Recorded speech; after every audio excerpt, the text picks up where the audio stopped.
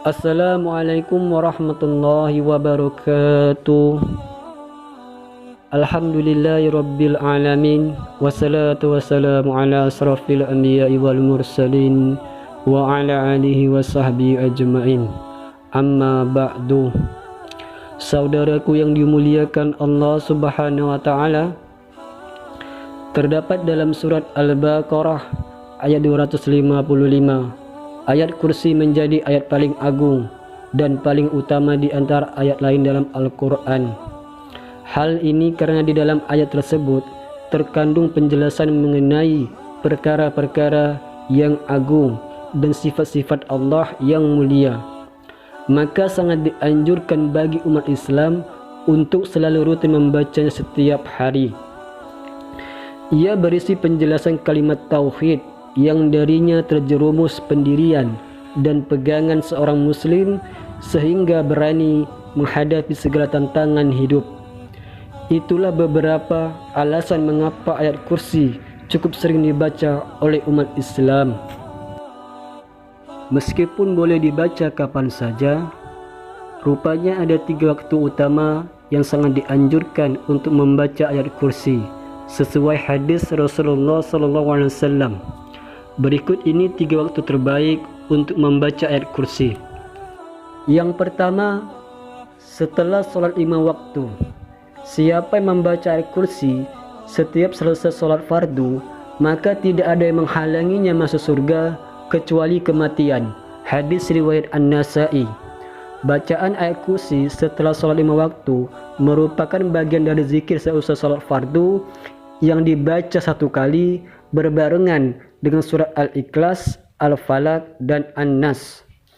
Lalu yang kedua, setiap pagi dan petang.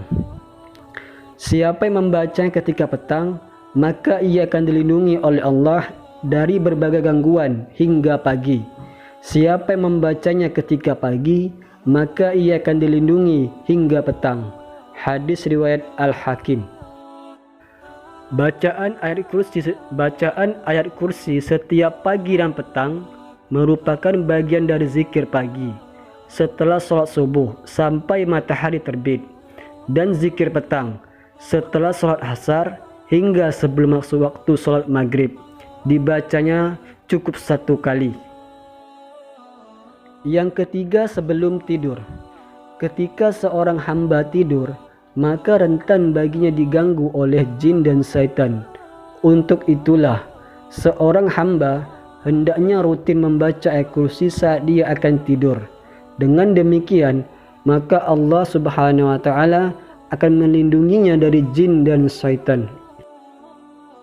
Sebelum akan tidur, dianjurkan untuk membaca ayat kursi sebanyak 1 kali dan dibarengi dengan membaca surat Al-Ikhlas, Al-Falaq, dan An-Nas masing-masing sebanyak 3 kali. Apabila engkau beranjak ke tempat tidurmu, bacalah ayat kursi Allahu la ilaha illa wal hayyul qayyum sampai selesai, karena sesungguhnya kamu akan berada di bawah perlindungan Allah dan setan tidak bisa mendekatimu sampai besok pagi. Hadis riwayat Al-Bukhari. Saudaraku yang dimuliakan Allah Subhanahu wa taala, itulah tadi 3 waktu yang sangat dianjurkan untuk membaca ayat kursi. Dengan membaca ayat kursi di waktu-waktu utama tersebut, mudah-mudahan kita semua bisa mendapat keberkahan yang berlimpah, yang selalu mendapat perlindungan dari Allah.